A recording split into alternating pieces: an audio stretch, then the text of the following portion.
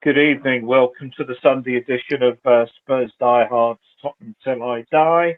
Um, 2 weeks running. It was too good to last, wasn't it? That I introduced a show after a good win. Um, but Kevin's just joined us. But unfortunately, it wasn't to last, and we were beaten 1-0 yesterday by Bournemouth at the Tottenham Hotspur Stadium. I've got more guests joining. Callum and young Tom, Kev's boy Tom. They'll be on as and when they're ready. Callum coming back from a family do, and Tom's got two babies to get to bed, which is more important. So I'll introduce Kevin anyway. We haven't seen Kev for a while. The neck oil sampler, even known to buy his mate a pint now and again. Good evening, Kev. How are you? Yeah, I'm fine, thanks. I'm presuming you can now hear me. Yes. Can hear you fine. That's all. That's all good. Yeah, I'm good. Thank you very much. Yes, I've been with Tom all afternoon because we've had a marching band practice this afternoon, so I'm knackered as well. But there we go. Yeah, so it's all good. And my partner in crime, Adrian. Good evening, Adrian. Yeah, looking forward to getting into it. There's still lots to talk about, so yeah, all's well at this end. In terms of our agenda, guys, we are going to dissect a little bit tactically what happened and what didn't happen yesterday. You two were both at the game. Was Tom there, Kev? No, he wasn't. No, he couldn't make it. He was working. And I don't think Cal was there either. So I'm going to very quickly just say hello to a couple of people in the chat, and then we will get on with the analysis. I don't know if Louis is still around. He put that on earlier. That's my grandson. I know he was at Ibrox today watching that board draw. Evening, Lou, if you are around. Tom's now here as well, so I can add Tom. Jimmy, one of our regulars and well known to all of us. Good evening, Jimmy. And Roger. Yeah, looking forward to your show and your views on yesterday's debacle and the transfer. Yeah, we're going to be talking transfers, and hopefully we're going to have some good news for everybody tonight. Graham, good evening, Graham, another one, big supporter of the channel. And Phil, you as well. And and they're always looking on the positive side, and I do like that. Some of the negativity does my nuts in. And someone joined El Dante. Thank you, my friend, joining for a month. Phil and Lisa, I haven't seen you for a while. Lisa, you still owe me an appearance on this show, my darling. So that offer is still there. Connor's here as well, and let's get on with it. Let's get on with the analysis. Everybody knows the score. Tom, Kev, let me start with you. That was the team, and it was the same team as Manchester City. Was that what you were expecting? Yeah, I couldn't see them any reason for them to change. Might have been a more attacking setup one where you might have thought Bournemouth were more Burnley, but they're not, are they? Bournemouth, they ran Liverpool very close. Up there, were probably a bit unlucky to lose that one. They're a good team, and I think this was the right team to start with. But well, we all saw what happened. But the team was the team, and it was, no one could complain at the lineup that was there. Tom, I know you weren't at the game. Saturday is one of your work days. But do you agree with your dad that was the right side to start with? No. The reason I'm provoking this is that I'm going to say this on Friday. This was the only team I'd have considered. The only team. Eugene, one of our regulars in the chat, said, "No, should be starting again with Graham Bergvall." And the longer that game went on, the more I thought, you know what? I'm completely wrong. We got no legs. We're being outrun, out-muscled, and what have you. We should have had some younger legs in there. So let's have your view. Well, I think for me, it wasn't a case of legs or anything like that. It's we didn't have anybody apart from Kudus who could actually keep a hold of the ball and progress it forward and pass it, or even take on players. But the problem is that Bournemouth full well knew that, and they doubled up on Kudus, so he couldn't do anything. You know, they went, right, well, they're playing Johnson, who, unless someone's passing the ball to him, is useless. So let's block out the person who's passing the ball to him, which is Kudus. And that was ultimately the problem, really. They knew they could double up on him. And if anything, either leave Johnson one-on-one or actually just leave him on his own, knowing that actually he's never going to collect the ball and drive forward with it and do anything. He's a finisher. He's the guy who gets on the end of things.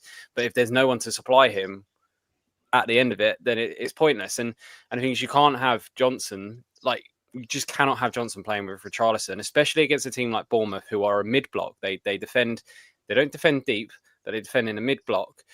So they sit back a little bit and then they try to attack as fast as they possibly can. I'm not just going to say it's counter-attack, but they try to get the ball from back to front as quickly as they possibly can, relying on players like Semenyo or Kluivert when he come on, and others to be able to do runs in behind, get a hold of the ball and take them on. I think playing three midfielders whose best asset is winning the ball back in some way, shape or form, be it Paulinho's being deeper, reading the game well, or being Pat Matissar, who's good at pressing high up the pitch and using his legs to try and win the ball. All three of those midfielders with Bentancur are best attributes are winning the ball back. We didn't have any players in that midfield, and because they doubled up on Kudus, we had no players up the pitch who could actually hold on to the ball and create anything. And it just meant that we didn't have any possession, we didn't have any meaningful possession, and we didn't have anything to get us up the pitch and take the pressure off us. It just seemed really bizarre. Like, for me, it was crying out for even if we had just started with Odebear on the left instead of Johnson, at least then you would have had two players that are happy to come and get the ball and take on their man and try and make something happen, even if you'd started with the same midfield. But to be honest, I think, again, I said it in all of the group chats, just from like the little bits that I was picking up from watching at work and other things like that, was just how terrible we was at keeping hold of the ball, progressing it out the pitch. So I said at half time, Bergvall, Odebear.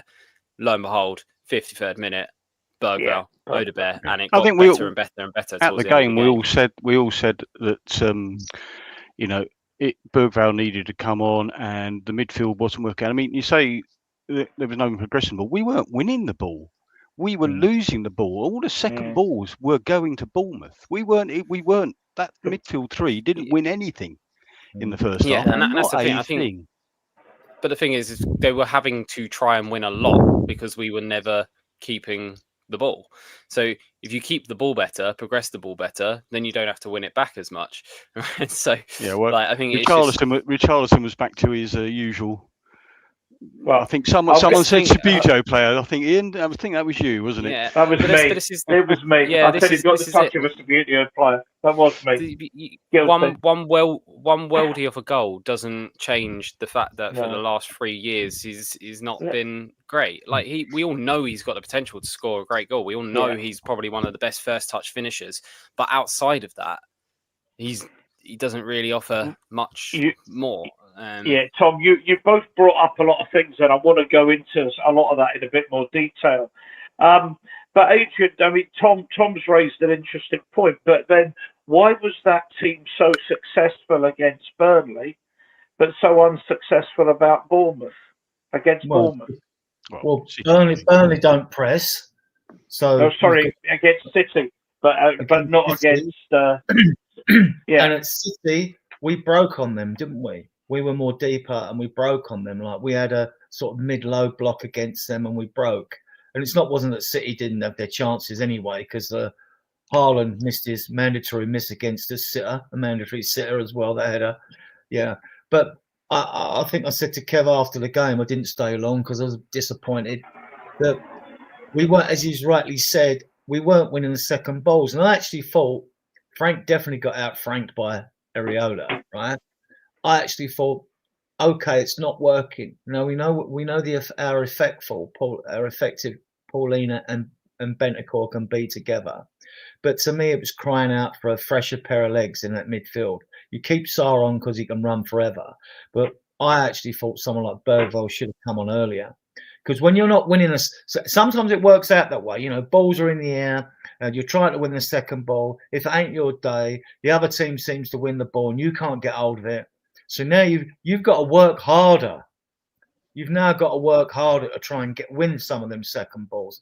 And I thought it was crying out for a Bergvall to come on for, and he took Paulina off, so he's still getting used to the Premier League. He's probably not quite match fit as yet. Yeah.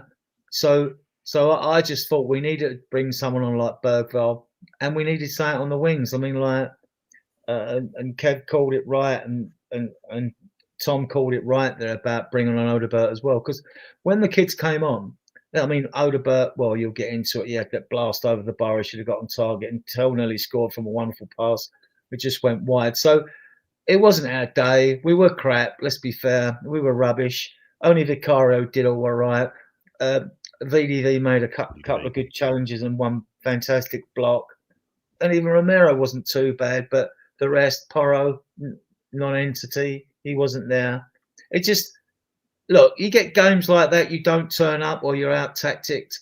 You know, it's just you put it behind you, you move on. It's not gonna be the be all and end all of our season, is it? You know, so you move on. I'm sure you want to get into more details, and I'll come back to well, I'm not going to go into the minutiae. I just don't. I'm looking at the macro side more than the micro, because then I'm going to look at the players we might bring in to compensate for the obvious weaknesses that are still there, despite the fact I think we're moving in the right direction. But now I've gone and distracted myself. Yeah, Kevin, let me bring you back on this then. That certainly at the beginning of when Ange was sacked, Iraola was one of those ones that was very much favoured to come in. And in the end, I don't know whether he was offered it or was approached, turned it down. Same with Glasner, who had a great win tonight. But we went for Frank. But I just kept thinking, watching that game, and I was watching on TV, I wasn't there, that Irola's having Frank on toast here tactically. Yeah, but then you've got to. I mean, I know Bournemouth's team has changed a lot over the summer, but he's been there all the time, and he's got the basis of his team, and they know how he works. We're still in. You know, it's only Frank's third game. You know, in reality. So, yeah, he's still learning what the players can do and what they can't do, and I think he probably learnt a lot more yesterday than he probably did against Burnley and City on the way that they don't play sometimes, and you know, there was some terrible lack of communication between Porro and Romero at the back. They just weren't talking to each other, and that led to the first goal. And really, Bournemouth could have had 3 or 4 in that first 20 minutes. You know, it was that bad at the back. Tom, let me I'll bring you in on something slightly different then. Burnley played a low block. Maybe should put some better punctuation in here. But City attacked us, so we defended deeper. But Bournemouth played a very high press, and we had no answer to that. And in fact, I'll go back to the Paris Saint-Germain game. Once they started to press us in that last 15 minutes, again, we had no answer.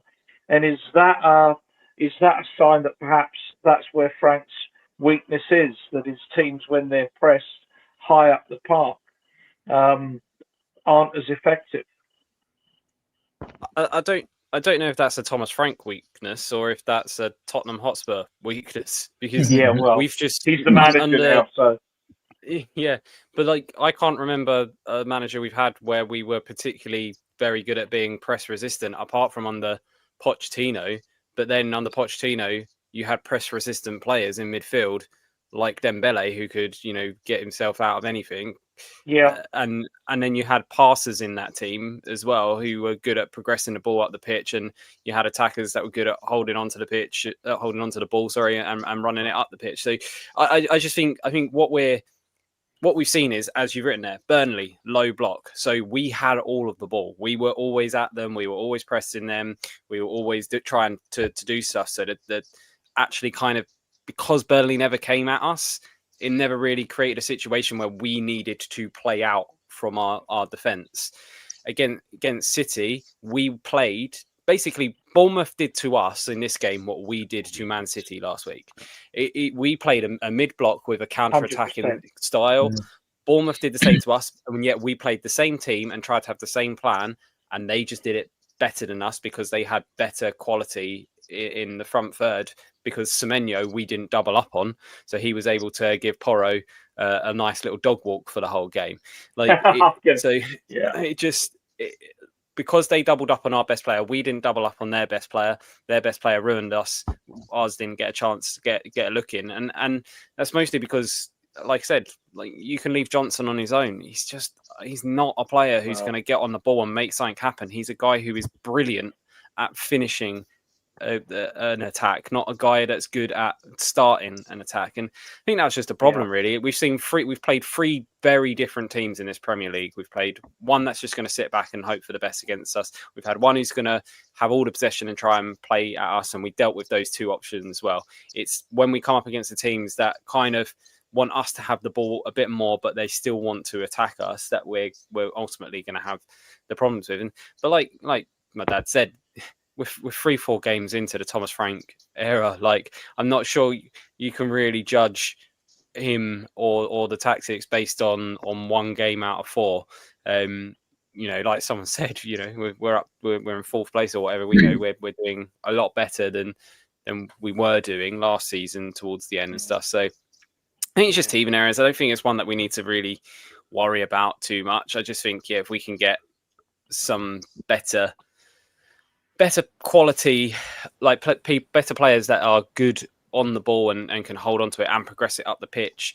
The thing is, if you had a better left winger, then Bournemouth wouldn't have been able to double up on Kudus, and then all of a sudden your problems are kind of eased a bit because Kudus can drop deep, come get the ball. You have a left winger who can drop deep, come get the ball. So then that midfield doesn't matter so much. Or you put a Xavi Simons in that midfield who is happy to get on that ball, run forward, pick passes. It just completely changes it. I don't think it was a problem with the system.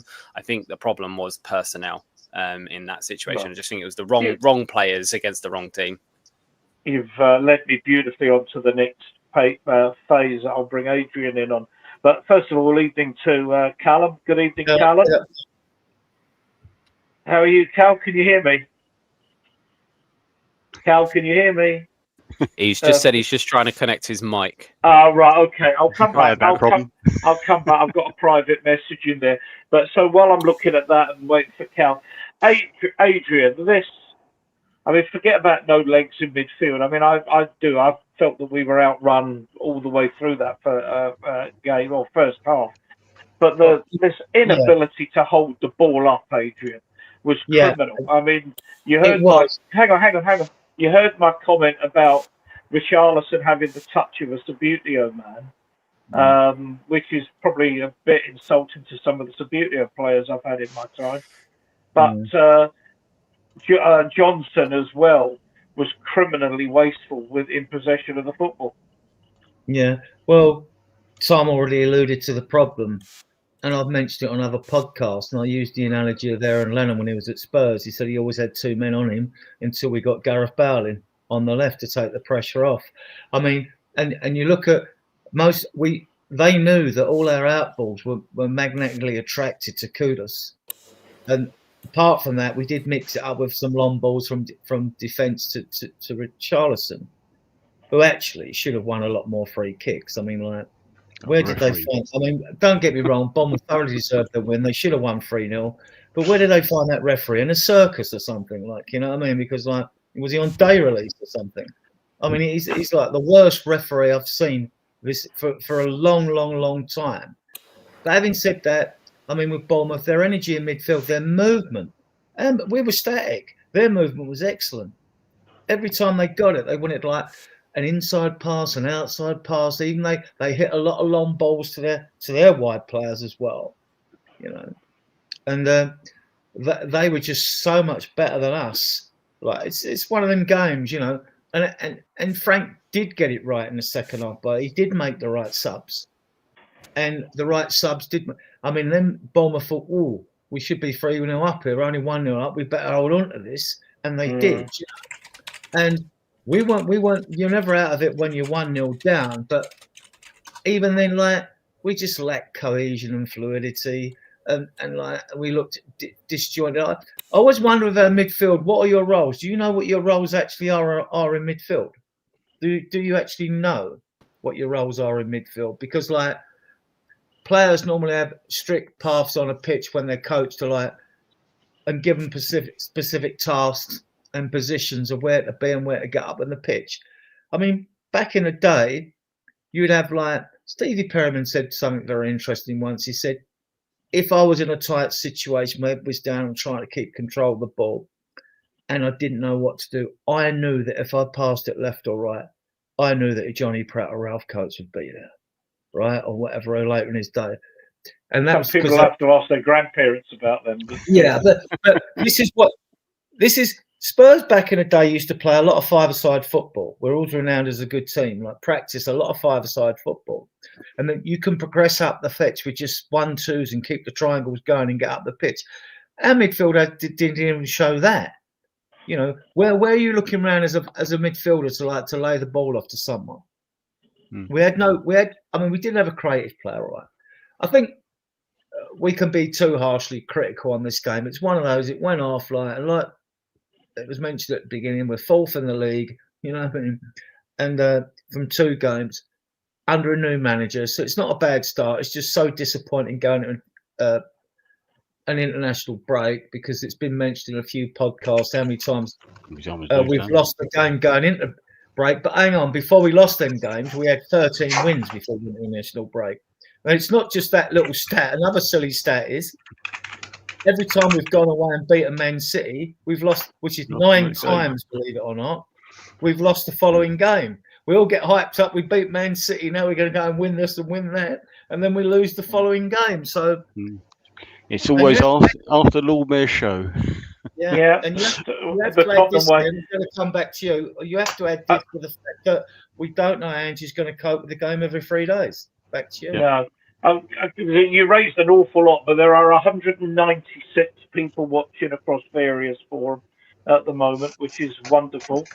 I know a lot of you watch on X. If you can get and follow the show on YouTube, that's even better, because you can hit the like button and hit the subscribe button and get the alert button. But I know a lot of you do pick up the show on X. But if you can get across to YouTube and watch it on YouTube, all the better. But as the banner there says, look, please like and subscribe. It does help. It's 199, so we're hopefully rising all the time to hopefully about to get break the 200 barrier. Cal, good evening to you at last. We're good to go, I think, now, are we?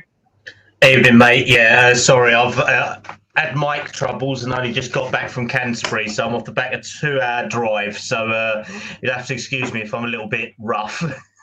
No, that's okay. Well, we're going to talk about players that we might have bring in later in the evening. But you weren't at the game either, but you got to see it on a stream, I gather, Cal. Is that right?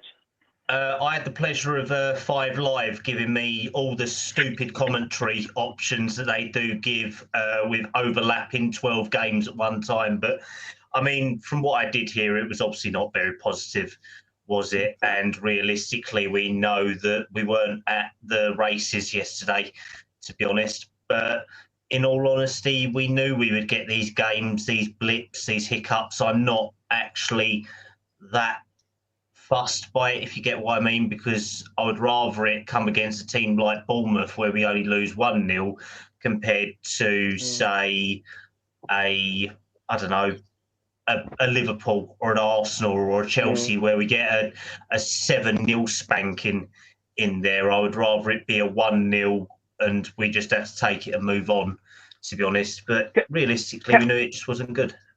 Yeah. Cal, it says a lot about the league, doesn't it? That after only 3 games, only one team has got a 100% record. Yeah, and I think I posted something to all of our chats yesterday saying this is why we love the Premier League. Anyone can beat anyone on their day. realistically. But I think is it just Liverpool who have the 100% record at the moment? Isn't it somehow they managed to grind stuff out one way or another? I know they've had some favourable VAR in their first 2 games, but with the fact that Liverpool are the reigning champions, it's what you would expect. They have the momentum. They have added pretty much the 5 or 6 quality players they needed to replace an ageing and rough squad. So, but when we look at it, yesterday did highlight the issues that we've assessed and covered in all of the 2 previous games, that even though we have scored 5 goals and conceded none, we did have a glaring need for a 10, for a more effective left winger. I mean, one of the glaring things yesterday was seeing Spence and Johnson wanting to play in the same position. They are both naturally wingers, and Spence is a right wing back. So they was running into the same space. They was getting in front of each other in their own way. They was less than effective. So we know that a left wing, a centre attacking mid with Simmons coming in now as well, will hopefully answer them issues. It's just, unfortunately, yesterday we had no answer to what Iraola did, and Iraola is a very, very good coach. We can't take that away from him. The fact his whole squad has been decimated and they still managed to put up a fight in all 3 of the last games, I mean, that speaks wonders about their project that they've got down there. They are a class team. And I think, in all honesty, they are probably overtaking Brighton as the up-and-coming project team that we all like to see now, I think. I mean, before you came on here, I mean, Adrian made the comment, I think it was Adrian, might have been Kev, that they were very, very unlucky to lose at Liverpool last, the first match of the season. So it shouldn't have come as any shock. I just want to say a couple of hellos, because there's 1 or 2 people, new people, that caught my attention. Stevie Edinburgh Spurs. I'm East Kilbride, although I'm in Spain at the moment, Stevie. So welcome, EH12 or wherever you are. Comment Ian's about got a new friend. Semenyo, yeah, absolutely. I wish I'm going to come on and talk about Semenyo in just a minute. But Nita's with us. Good evening, Nita. You're getting your pension just a few weeks before me, darling. So there you go. That helps. It's all right. I think you guys get your pension. Me and Tom will be 90 when we get ours. That will be long dead by that point. This is true. 900 and something every 4 weeks I'm getting, according to the letter I got this week. Eugene, my good friend from the Far East. Good evening, Eugene. A couple of other things. Harmless Potato, good evening to you. They've taken my image. We are Spurs too. I'm not going to take on every comment. David Clark from Leicester is in the house, and I think I'll leave it there. You can read the comments as we go through, but they're up on the stage. A couple of points about Semenyo, and anybody who watched that game knows how good Semenyo was. And when we're looking, and maybe even we're talking later tonight about a left-sided attacker that we're bringing in. Tom, there's the question for you: Did we miss a trick with Semenyo? Well, yeah, absolutely, we did. I mean, he was, again, when we was doing these videos early on in the transfer window, he was one of the players I said that we should be looking to get, and then he quite quickly signed a new contract at Bournemouth, and that kind of put rest to any chances of really getting him. I still think, if you splash the cash, you probably could still get him tomorrow. But it's whether or not they want to splash that cash and or if they've got other players that they're looking at. I mean, the thing that I love about Semenyo so much is that I think he is the attacking player that's had the most amount of shots with both feet. Like, he will use his left foot, his right foot. He's so he's 2-footed. It's unbelievable. He doesn't look to always shift it onto a certain side. He'll just hit it with whatever foot it's coming to. And as he's shown this season already against Liverpool and other teams, he can find the back of the net really easily. I think I remember when we was talking about him earlier, like a good month or two ago, there was people saying, "Oh, he doesn't score enough. He doesn't do this enough." And it's like, well, it's you get these players that all of a sudden just light a fire and they just suddenly start finding the back of the net and they become like absolute worldies. You know, they're not world-class players aren't world-class players the first time they play football. You know, it takes time to develop and learn things, and you pick up skills that you're like, yeah, that worked, I'll keep doing that. I think he is one of the very few players outside of the top 6 teams that I think could probably walk into most of the starting 11s of every Premier League team. He is that good and that unpredictable. He's fast, he's strong, he's skillful, he can finish. Like, what more do you want from an attacking player than that? Apart from that, he's crap though, Tom. Yeah, exactly. Yeah. Yeah. Kev, you want to add anything Tom said? No, I don't think so. I mean, he did right. What he did to us yesterday, I think, as it was said earlier on, we weren't doubling up on him, but in fact, Porro was being split between him and the inside forward because Romero wasn't coming across when the ball was going cross out to the left. Porro was out there, and he had two players on him, you know, because there was Johnson wasn't tracking back enough to help him out, and it was, and that, you know, the goal came sort of from that poor communication and Spence playing them all onside, unfortunately. But you know, yes, we definitely missed a trick with not getting him. That's for sure. Yeah. So did everyone else, I suspect. Well, I mean, Adrian, let me bring you in on that. It's not going to be too long, is it, before he gets a major transfer to one of the very top sides. Yeah, I mean, Chelsea have only got about 7 left wingers, so probably go there. I could see him going and Areola going to Man United. I could see happening. But I mean, like, we'll see if that becomes reality or not. Yeah, I mean, very good player. Obviously, he must have been of interest to us. Players like are interest to every club, aren't they? So, but obviously we wanted Savinho, right? And obviously we've done some business. We've had an awkward transfer window. We've wasted time. So we may have gone. I mean, we wanted Morgan Gibbs-White. We wanted Eze. I think in Xavi Simons, we've got someone who's equally as good. And the only reason I wanted Eze over Simons was because Eze was homegrown. But Semenyo, yeah, I would take him. We wouldn't take him. You know, very good player. But I just think, well, we don't know. We don't know what group of players we were generally interested in. I bet we were interested in Semenyo, but we really wanted Savinho and we wanted Eze. And if you want, you know, so we don't know. I mean, even now, I've got an idea of we want now because now we've got a couple in. It narrows your targets down. So I've got an idea of we want to get in now. In the last day, but Semenyo, I'd have took him every day and twice on Sundays, you know. Yeah, I mean, I'll go with that. Cal, I mean, you tend to have a good knowledge of what goes on. Is he a player we looked at and were just put off by the price, or did we not fancy him?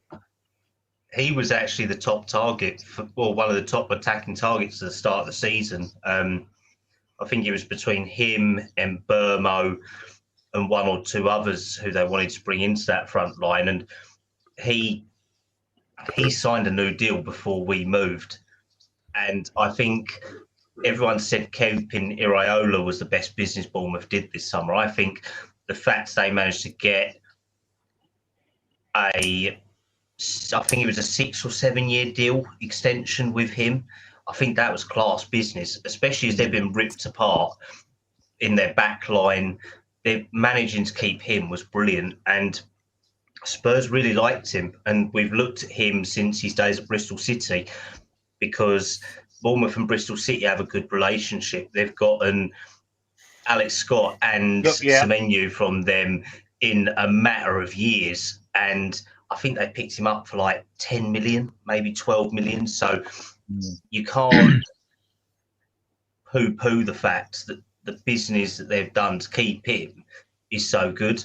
But I mean, the price tag that was sort of touted about was around about 60 or 70. So we're looking at the Mbermo money, the money we could spend on a left winger, potentially depending on the options we're looking at. So I don't know whether it was too early in the window to make a move because they was probably still assessing the squad. But there is a reported release clause in the contract that is active from next year of between 65 and 70.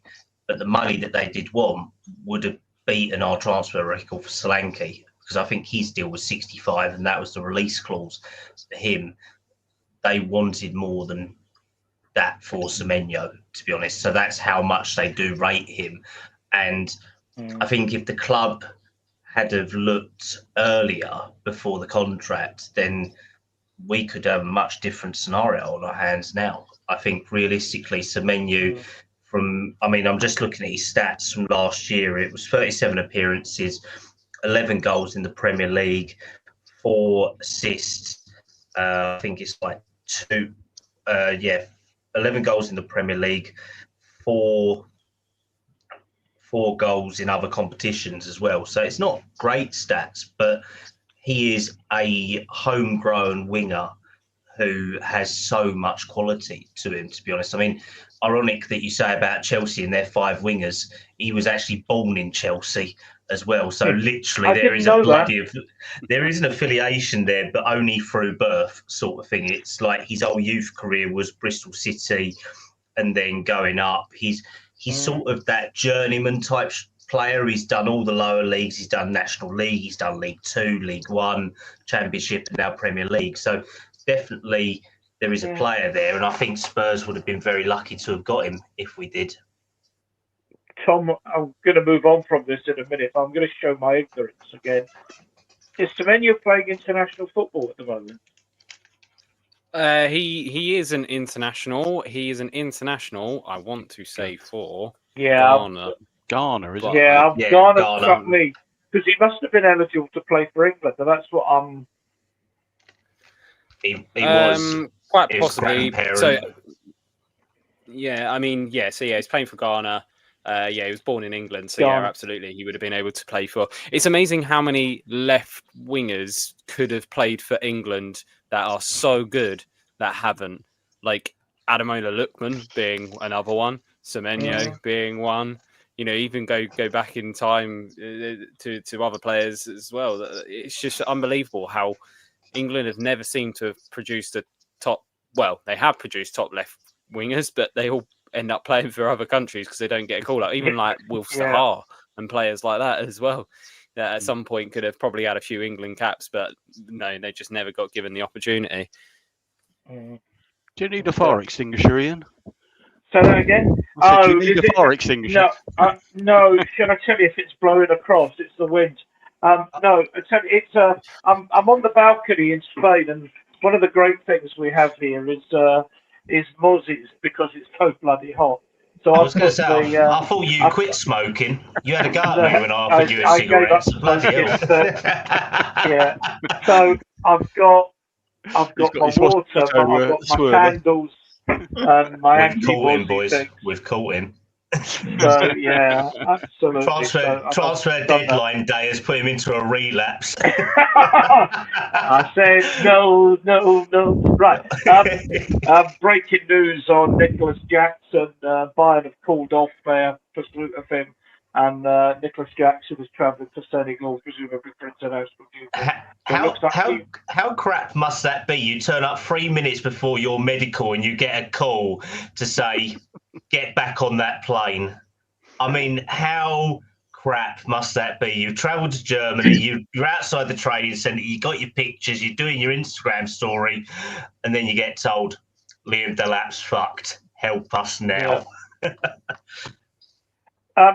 Just a couple of brief things from the game because all the positives were really from the other lot. But Adrian, let me bring you in. I haven't heard from you for a little minute. I thought Bergvall brought the energy into the midfield that we really lacked. And Odegaard, of course, was far better on that left-hand side in terms of holding the ball up and running at opponents. In fact, once Odegaard came on, we had 2 players that were running at their fullbacks and were causing them difficulties for the first time in the game. Yeah, he made a positive difference when he came on. I think Frank will get these midfielders to play more disciplined roles, because prior to that, although Bergvall even looked good last season, towards the end of last season when he started to show his quality, and our midfield was a shambles. He was wandering all over the place. You can't do that on a football pitch now. Those days of being an out-and-out maverick are over. You can do it in your own position if you're given your own tasks to do. But even against Burnley, I mean, like, all right, he was probably told to play more as a 10 away, and he was wandering from left to right, all across. And like we've seen it with Spence as well. You know, not to go off on too much of a tangent in games. Yeah, I really like this player. I mean, I think I think actually all three of them will be squad players, good squad players. Not talk about 1 to 11, Himsar and Gray. They're all good. They've all shown enough for their age to do what they do in the Premier League. I think it's fantastic. But you know, other fans will slate them. Well, if you don't like them, you don't like them. That's fair enough. I'm just voicing my personal opinion. I like all three of them, and they're all going to do a good job for the season. And he made a difference when he came on. He was tigerish, and he's a ball carrier. He likes to carry the ball. He's liking to look forward. You know, he was getting forward. This is what I liked about Bentancur, like before I had the ACL, when he used to drag us up the pitch. We had no one to do that against Bournemouth. But like, you could tell when they came on, him, Tell, and Odobert, you can see the potential in all of them. I know we haven't seen enough to impress us about Tell and Odobert, but I'm sure it's in there. You wouldn't have got these players in if the potential wasn't there, so they'll be fine. Bergvall, I think he's going to just be an absolute superstar. I really do. And like, I just like him. I just like his attitude. You know, I just like it. And he's got bite and aggression in midfield. I mean, he's 6'2". You know what I mean? I mean, like, so is Gray. I mean, they're no like midgets out there. They can look after themselves. And he's got that bit of bite and a tackle. And he picks up the odd yellow card here and there. Yeah, I just think his vision, his pace, his energy, his passing. I like it. We all can't wait for him to score a goal. I think that's where we're at now. How beautifully you lead me! How beautifully you lead me into that, and you wouldn't know where I was going with it. Tom, let me bring you in, and he being Bergvall, Tell and Odobert need to find an end product. Tell hasn't scored much; he got a couple. But there was that shot. It was a great effort. But, you know, you could say Richarlison's last week hit the corner of the net. His miss. There was a time, you remember Bergvall ran right across the 18-yard line. Didn't shoot.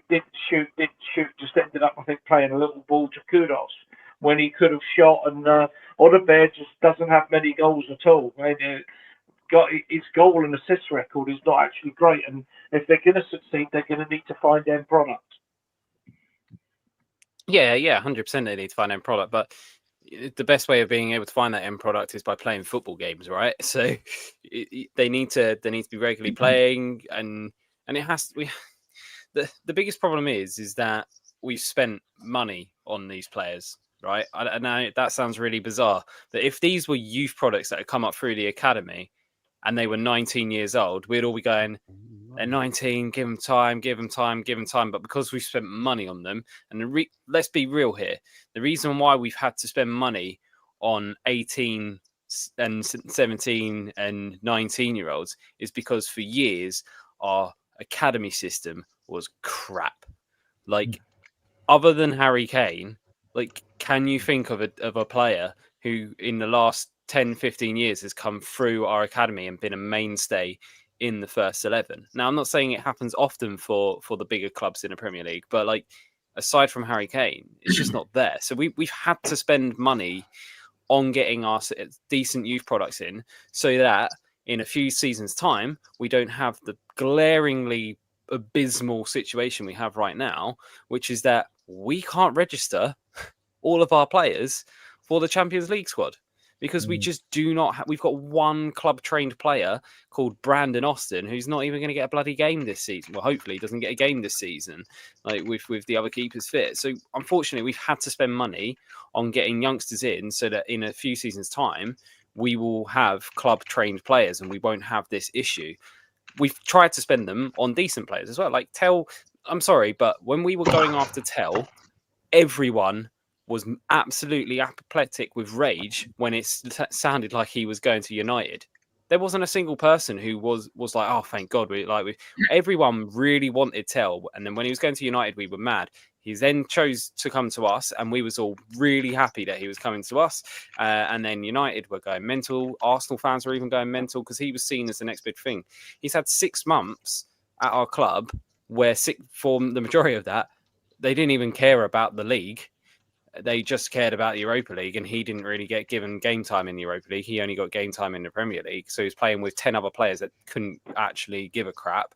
And then now he's, I think the most annoying thing is that he missed that 1-on-1 in pre-season, which would have been good if he had scored that. And then obviously the penalty miss in the Super Cup. I think if he scores that penalty in the Super Cup, I think we're talking about a whole different situation with him. We think, yeah, that's the moment that it kicks on, yada, yada, yada. I think we just got, as much as sick as it's going to be for people, because we spent 35 million on him and people would rather us spend 35 million elsewhere or bumped up another transfer to make sure we got a player like Semenyo and stuff like that. We got to remember he is a young player.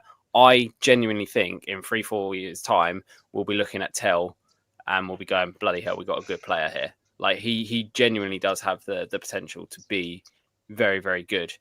At this present moment in time, yeah, it doesn't seem like he can hit a cow's ass with a banjo. But I mean, that shot was a really, really good shot, and so to be honest, I was watching it just in the background on my phone whilst I was doing other things at work, and I shouldn't say that probably. But I thought it went way wider than what it actually did.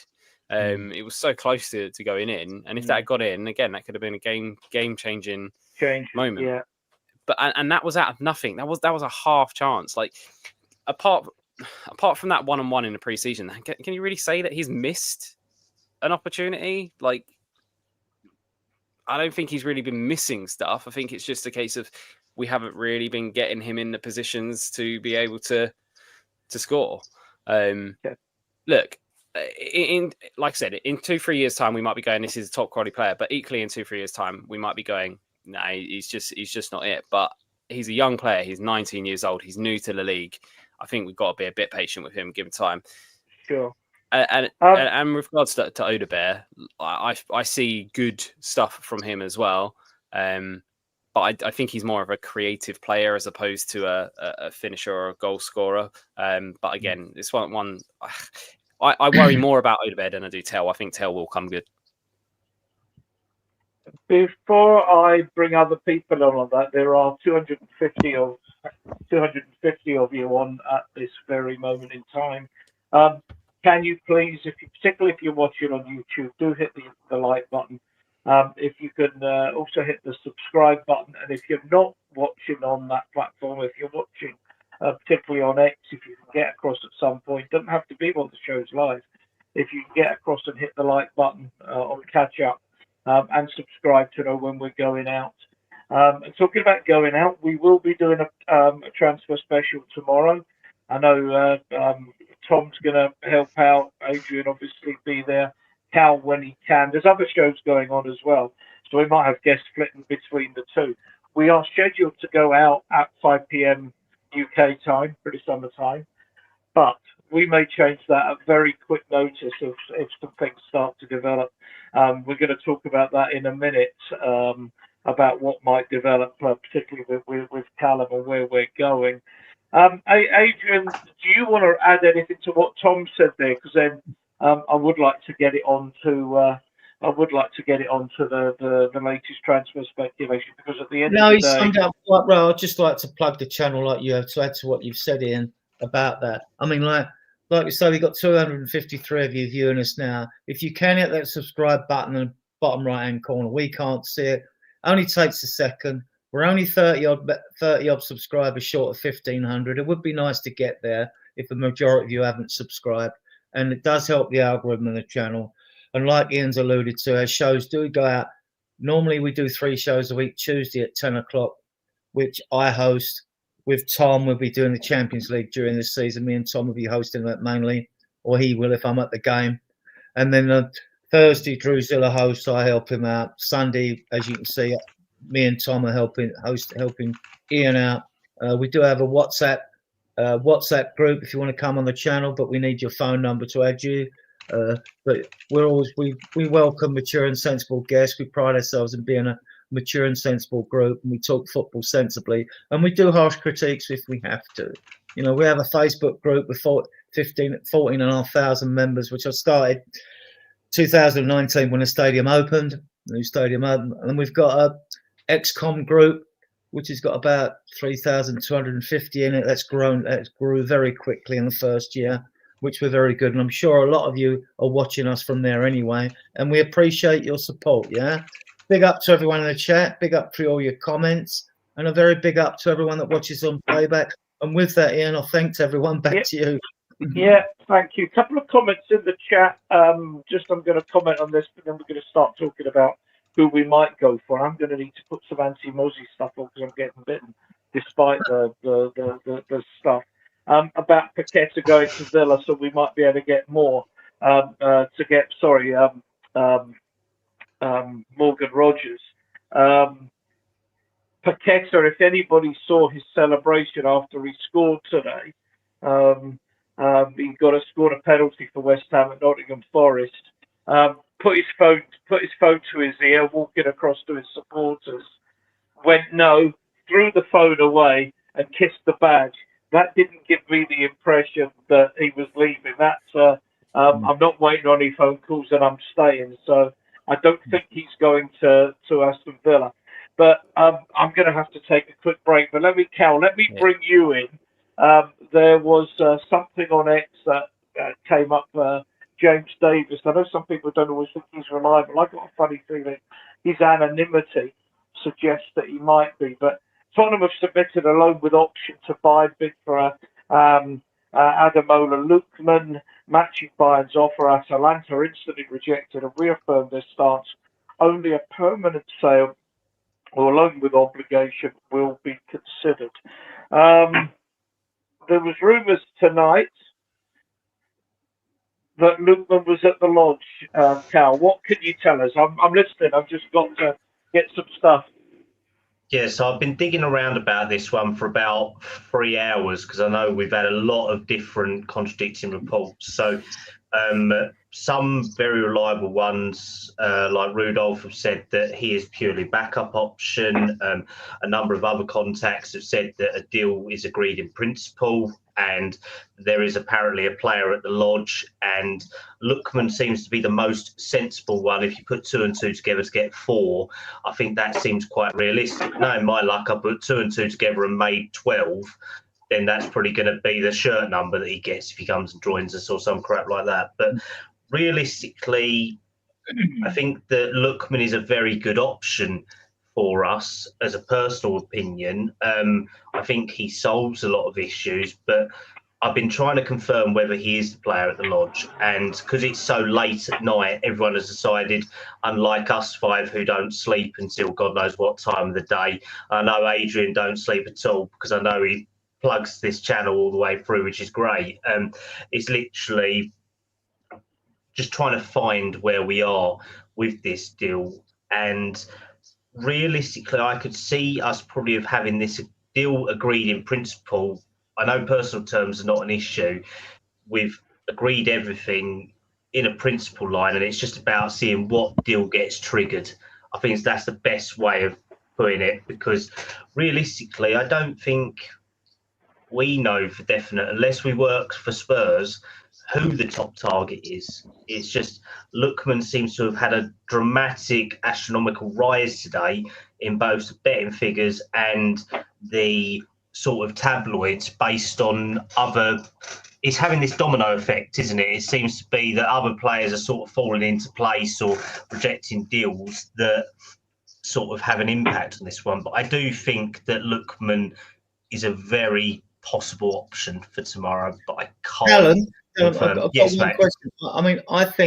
I mean, you're in the nose more than I am, but I think that when you've only got virtually a day left in the window, and I did think even with a couple of days or 2 or 3 days left in the window, that a good option would be loans or loans to buy, because they're easier deals to do than the more complex ones if you're doing buying a player outright. And my actual preference with Lookman, if he is the one and the rumours are true, is that if you get him on a loan, the advantage of that is if you still want Savinho in January or next summer, you still leave that option open, don't you? Have the club hinted anything like that? That's get him on loan. If he does well, you keep him and go for Savinho. You know what I mean? But have the club hinted on anything like that? Adrian, everything suggests the problem with that is that Atalanta aren't interested in a loan with an option. They'll take a loan with an obligation or a straight sale. They're not interested in an option. A caveat with that, though, Ian, is he has burnt his bridges at Atalanta. He's burnt them all. They want him out. So yeah, but a loan with an option doesn't get him out, does it? I wonder whether it could be an obligation with certain parameters in place that might be a compromise that could be addressed. It could be based on certain appearances, where Spurs finish, all of that stuff. But any of these deals, we say that these deals could be great. It's just how big's the loan fee going to be as well? Because we've seen recently, what we're paying 5 to 7 million for Paulinho. We paid 7 or 9 million for Tell as well. So these loans are great to test players, but if that obligation has certain parameters to work for it, then that's going to be the deciding factor. But you guys are completely right that Atalanta want money. They need money. They want Lookman out because of a mass disagreement between the manager criticising Lookman for his playing style and then Lookman fighting back against the CEO and the board after a collapse of his deal to, I believe it was Inter earlier in the year. So the bridges are pretty much burnt up, to be honest there. It's just that Lookman has apparently prioritised Spurs and he's been in London. So it could be that he could be another person that might have spoken to every club in London and he likes the Spurs project the most. It could be joining that list of 25 left wingers at Chelsea. We don't honestly know for definite because none of the reports follow the same line. They're all mixed and one says one thing, one says a backup target, one says complete, one says doesn't. I think until we have sort of maybe 3 or 4 lining up with what it states, then I think I'd always take it with a pinch of salt. Yeah, what did you want to ask, Adrian? We have paid, sorry, Ian, we have paid big loan fees before up front for players, and I think that would do the deal. And I'd prefer a loan, to be honest. I've watched his videos. He's a good player, very right-footed, scores goals, which is what I want. I want wingers that score goals, but I think I posted something to you guys yesterday as well, saying how many roles Lookman can do, and that's one of the things that really appeals to me. And I know me and Tom were discussing it as well, saying that he can play that left wing role. He can be a backup centre, attacking mid. He can play off the right if we need to, but he can also play as a striker. So if we was to keep the options we have at the moment, we'd have Richie and Solanke as the the nailed on first nines that we've got, with then Tell, Johnson and Lookman who can all play there, because we're going to have a lot of games this year. So the more players that we have who can play that role is brilliant. And I think that he can conform to homegrown in the Premier League and the Champions League. Obviously doesn't solve the club homegrown issues, but the only reservation I have is the AFCON, because we've got a lot of big games put in for December and January that we'd need him to be sort of a part of, but we could at least lose Sarr and Lookman in that. So I think that's maybe one reservation that Spurs may look at, that they're bringing in a player to sort of be their first choice left winger potentially, and he's going to be gone for nearly a month and a half. I'm hoping, because I believe, is it Nigeria that he plays for? So usually they're pretty shit in AFCON, to be honest. Their coefficient and rating system is pretty weak. So hopefully he goes there for a week and he comes back. It'd be our luck, though, that he comes back with TB or Ebola or something like that a load of players came back with ages ago, that we lose him for a while. But if he does come in, I think it's a very good option. And he sort of has that pedigree of proven winner. He's done it in top competitions. it's just everyone thinks, oh, he had a really shit time in the Premier League, that he can't do it. I think actually him going away and doing it for Leipzig and for Atalanta at top clubs has actually made him a much better player. Yeah, I just want to come in on that, if that's okay. Yeah, please. I'm just going to get you and Kevin. So I get a bit confused because when we talk about wingers and stuff in past, and we've been speaking about other wingers, we've moaned that they don't. I say we. People have moaned. I haven't. People have moaned that they don't score enough goals. Now we're looking at a winger who scores goals, and we still don't seem convinced by it. And I don't quite understand it. He, for the last few seasons, he has got 20 goals and assists for the last 3 seasons. Okay, yeah, it's Serie A, but he wasn't woeful when he was at Fulham and at Everton. You know, he still popped up with big goals for those teams, those things. But just to give, I'm not saying every player is exactly the same, but just because a player had a bit of a failed experience in the Premier League doesn't mean that that's always going to be the case. Sometimes you get players that work at clubs and don't work at others. My best example of a player who wasn't great, went away and came back is Mohamed Salah. Crap at Chelsea. Absolutely dreadful at Chelsea. Went to Fiorentina, went to Roma, played really well in Serie A, got bought by Liverpool, has become arguably the best right winger to ever play in the Premier League. Now, I'm not saying Ademola Lookman's going to come in and be the best left winger ever in the Premier League, but just judging someone on a period where they were young and it wasn't quite working out for them, I think is a bit harsh. I'd rather judge him on what he's produced in the last few years, which has been phenomenal. I mean, I'm sorry, but I look at that Europa League final for Atalanta where he single-handedly won the game against a team that hadn't lost a game that whole season in every competition that they played in, and he absolutely demolished them on his own. And it wasn't just like he scored tap-ins. He literally took on players and scored from he scored goals that could win you a game from absolutely nowhere. Don't get me wrong, at the beginning of this transfer window, he wouldn't have been my number one first pick, but I also wouldn't have thought we would have ever have gone for him, because I actually genuinely thought that he would be sought after by loads of teams. And it seems the one thing that is concerning is why aren't loads of teams going for him? But I think it's because he had his heart set on Inter Milan, who couldn't stump up the money for him. But Kev, this is really important, the point that Tom makes, isn't it? That we moan about, and I said before about Odobert, Tel, Bergvall needing end product, and Lookman has end product to spare. I mean, he scores goals for fun. Yeah, it seems that way. I mean, the little bit I've seen of him in reality, but you're going back to we moan about wingers not scoring goals. But probably the only winger we've had in recent times that did that was Bale, of course. Yeah, and of course everyone well know my son-in-law completely hated Bale when he was playing left back and was telling us to get him out of the club and all that sort of thing. But, name is Shane Brad Wise, shall I? Yeah, you can do, yeah.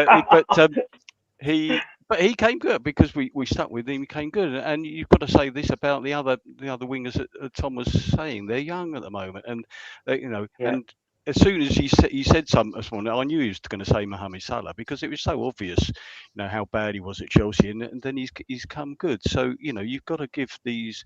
We shouldn't be moaning. You can't moan about a player before we've got him. If indeed we are going to get him, but yeah, it would be good to have someone who can come in off of that wing and poke the ball in the net as well, but beat the player as well. Unlike Johnson, who does poke the ball in the net, but he doesn't do anything else. So yeah, that would be. I'll be up for getting him on loan or however they want to get him in. But that's the thing for me. Sorry to butt in again, but that's the thing for me is that Ademola Lookman doesn't just score you goals. He's a player who looks to come and collect the ball, take people on, and sets things up. Like you're basically saying, can we have someone who can finish like Brennan Johnson, maybe even slightly better, but also contribute to other areas of the game as well?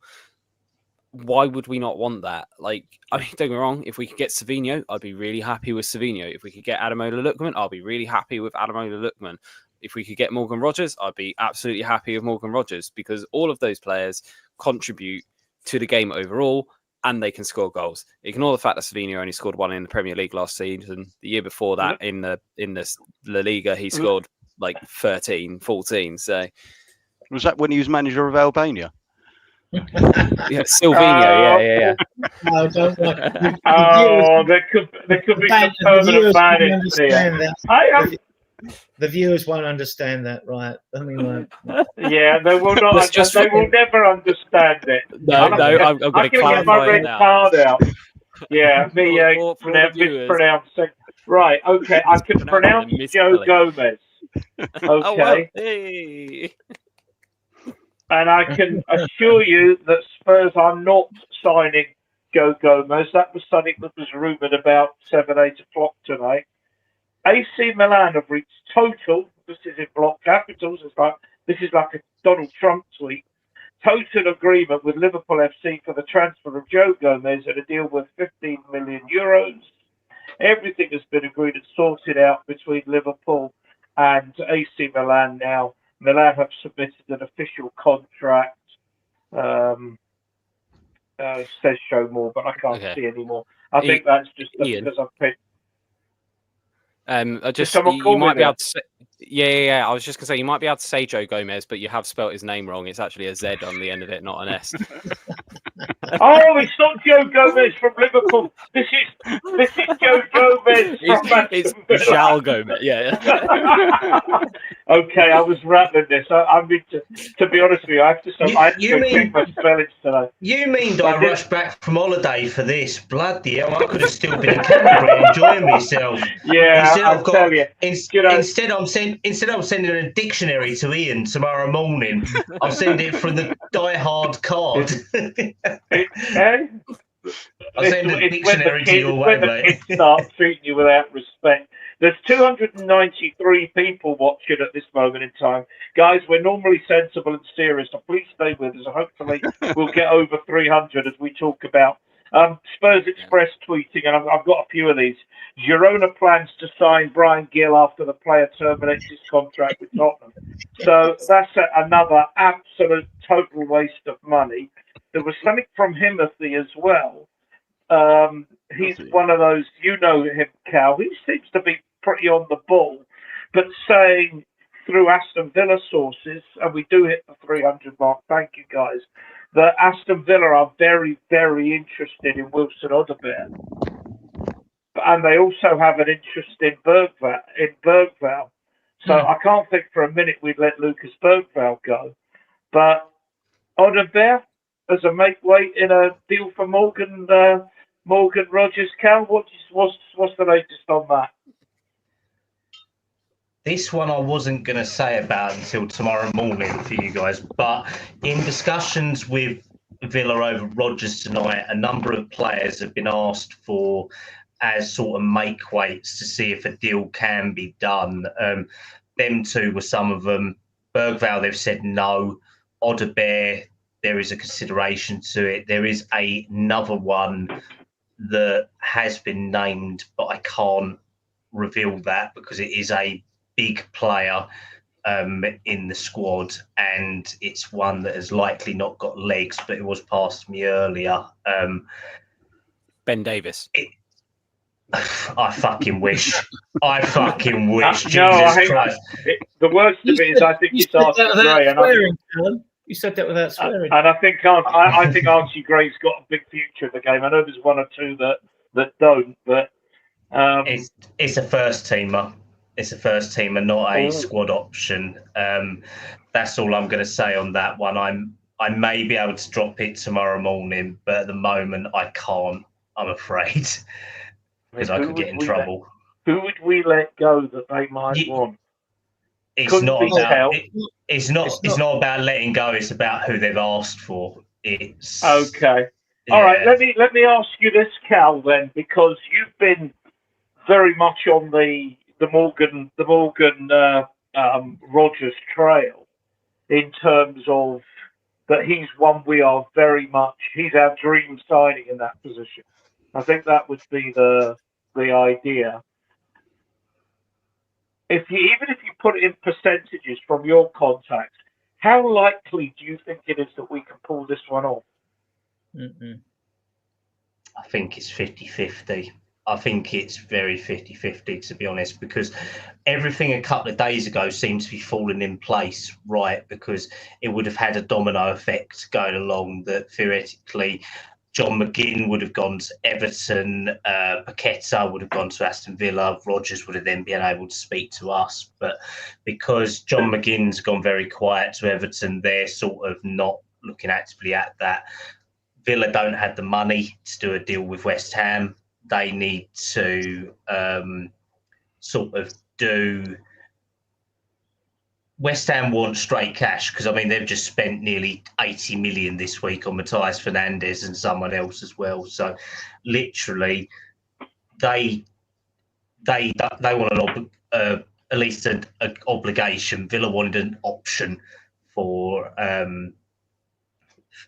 Paqueta. So, it's really, really difficult to say for certain that it's going to go that way. But whereas a lot of people have reported the deal being off, from what I've heard, it's not off completely, but it's a very difficult deal. And this leads same into the Savinho deal as well. That's why Lookman has sort of resurrected itself, because the deals are difficult to do.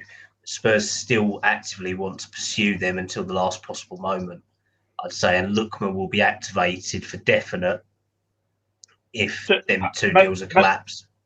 Maybe bring others in here.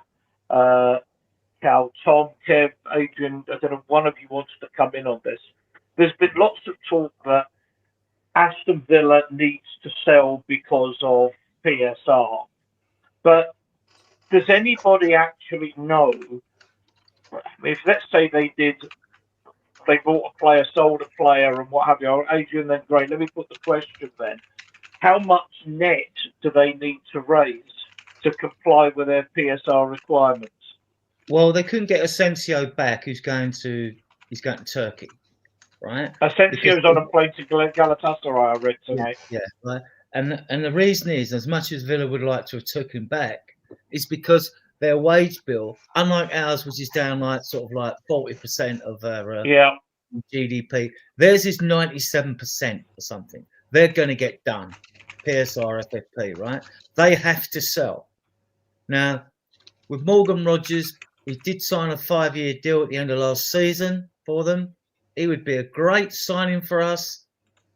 But at this late stage, all right, Lookman wants to come. That's different. Atlanta want to sell, but can see that happening. I just don't see Morgan Rodgers happening because it's just too complicated to do on a buy basis. If it was like a loan to buy, I just can't see you doing the deals for quality players this late in the window. There's just too many things involved in those sort of contracts, add-ons, etc. I just think, all right, if it helped Villa by a loan, I could see City coming in for him. I could see Man City going in for him to help alleviate their PSR problems. I don't think we're going to go in and throw that chunk of money at him. Not what they'd want. You'd be talking about 80 million, and he's worth 80 million. And he's worth 80. But Adrian, Kev, let me bring you in on this thing. Keep everybody involved and the chat involved as well. There's a lot of comments in the chat that I haven't been able to look at yet. But let's say Aston Villa need to raise 40 million to comply, and I know they've got an issue with their wages to turnover ratio. It's somewhere in around 92%, which is, you just cannot run a business on that basis. But let's say they need to raise 40 million pounds. They could, for example, sell us Rodgers for 75 million and buy players to the value from us of 35 million. I mean, it's a first team player that they've inquired about. Let's say, just give a name, let's say it's Bentancur for 35 million. That solves a problem for them in terms of the PSR. It allows them to get to get their figures right. They bring in a player that they need, and if they had to sacrifice that player, fine. There's a BBC website reporting as well that Villa are in discussions with Man United over Jadon Sancho, which would suggest that they're going to let Rodgers go. Yeah, I mean, if there's going to be a swap deal in it, then and it's a first team player. I mean, that was the name that was going through my head as well, and I wouldn't be against that, to be honest, at all. That sort of deal. Because if we get someone a sort of cut price in that way, and we lost another squad player, obviously, but we think we've got other people there who can cover that. And he was out quite a long time, Bentancur, with his injury, and I still don't think he's back to full steam, to be honest with you. Yeah, I mean, if that's a way of getting around it, who knows? I mean, if they're looking for I'll go back to my childhood when we did a swap deal with Martin Peters and Jimmy Greaves. Now you see that, and they were two World Cup players. It's that sort of thing, isn't it? And we paid 200k for Peters. 220. It was that. I thought it was that 280,000 that Jimmy Greaves, gin-soaked Jimmy, was the make weight. There's a lot of speculation. I didn't want to use the name deliberately because I don't want to put Cal under pressure. It's not fair. I'll tell you one. I'll shoot down Kev's. It's not Bentancur. Let's put it that way. Okay, he's in talks to sign a new deal alongside Mickey van der Ven. So we're good on them ones. Good stuff. There's a danger you start denying every player that somebody comes up with a name. And I can't comment on that. There is a lot of comment in the chat that it might be Brennan Johnson. Now, Tom, Brennan Johnson is not a hill you'll die on. If they were to take Brennan Johnson as part of the deal to get Morgan Rodgers, you are literally carrying him on your shoulders up to Birmingham tomorrow, aren't you? Tom, it's not one that I would. Yeah. It's not one that I would be really upset about. I think Morgan Rodgers definitely offers more to the team than Brennan Johnson does, but I'd much prefer it if we could keep a hold of our squad players, and because I still think Johnson has something to offer. Like, he scored near enough 20 goals last season. He was a top goal scorer. I think he still has something, isn't he? Yeah, exactly. So I still think he's got something to offer. I just don't think that he is a player who we should be relying on week after week after week, and especially against certain teams as well. He just shouldn't be anywhere near the pitch against a team that's playing a mid block or a low block. He's just not that player. But he is a player who can definitely come on the pitch and offer something. So it's not one that I would be upset about by any stretch of the imagination. But at the same time, if we can avoid getting rid of him as well, then you would avoid it. Like, part of me was wondering, I mean, obviously I'm assuming Johnson is possibly the player now, but I was wondering if Porro might be the player because the Spanish link up with Unai Emery. I mean, that's just not something we can do. We don't have enough fullbacks to be able to facilitate that and stuff as well. I wonder if, again, it might be one of the strikers. Would it be a Solanke? Would it be a Richarlison? Like, I don't know, but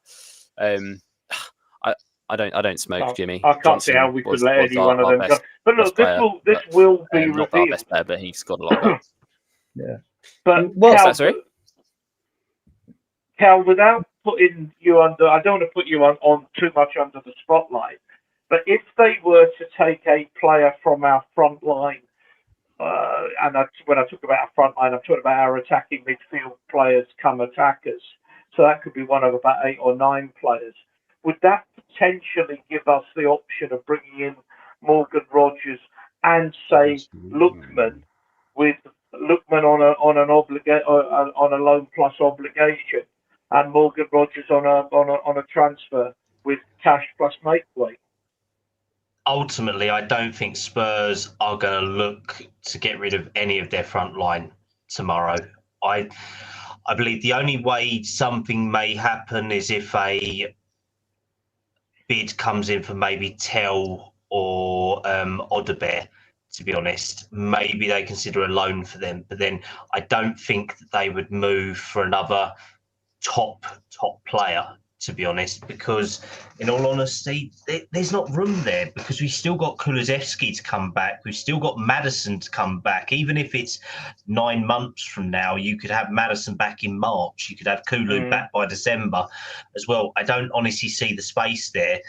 If they were to let someone go, I think they'd probably throw in a Basuma as a make weight, to be honest. I know there was interest, but apparently he's off to Turkey. So I think Villa asking for players is a non-starter, to be honest, unless it brought down the fee majorly. And all of our front line have valuations of 40 to 50 million pounds each, apart from Richarlison. So that I don't think Villa are going to want to drop their price that much when they are that cash strapped, to be honest. Anyone in that line and anyone in the attacking mid roles as well. Bergvall has a price tag of 60 to 70. Archie Gray, 40 to 50. And these aren't what I value the players at. These aren't what we value them as fans. This is what the club value them as a business. And I know I'll probably get pelters for what I say as valuations, but Solanke, 65 million. Richarlison probably rated at 35 to 40. Tell, 45 to 50. Odebear, 45 to 50.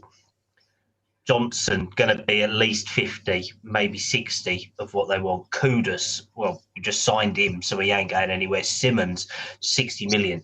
So these are the price tags we're working in, and Villa obviously rate Rodgers at 80. So I don't see how any player would bring down the fee enough for Villa to consider having a swap deal. Adrian? Yeah, well, the thing that springs to mind is Villa are caught between a rock and a hard place, which is their own doing, right? You're talking about Martinez going to Man United, who desperately need a goalkeeper. But when you really look at their squads, they've got a lot of good players. They perform well, but who is really the most saleable asset to get them out of the financial, struggle they're in? It is Rodgers. So you're looking at basically the best two players you get out of Villa. I know McGinn could do a good job for us and others could, but they're not like 80 million pound players, are they? So you've really you could get good money for Martinez and you could get good money for Rodgers. And I think Villa have got to shift these players on. And they're in no position to demand players in return. Because Spurs, I don't see Spurs now building a squad, even with the younger players, are going to offload them. They might be tempted with the Rodgers thing because he would give us so much on the left, right? He would give us everything on the left, really. But I just don't see that deal happening. I don't see it happening. No, I don't see us going in and going like, here's 80 mil, take that. I could see Man City doing it.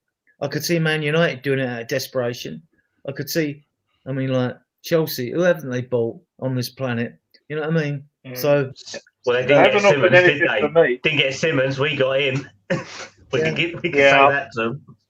Well, they're still trying to get Fermin Lopez in, you know what I mean? So, all right. I mean, yeah, realistically, it's a deal that I think Spurs will push until the last moment. But realistically, Villa's sellable assets are very low because everyone knows that they're going to try and be poached.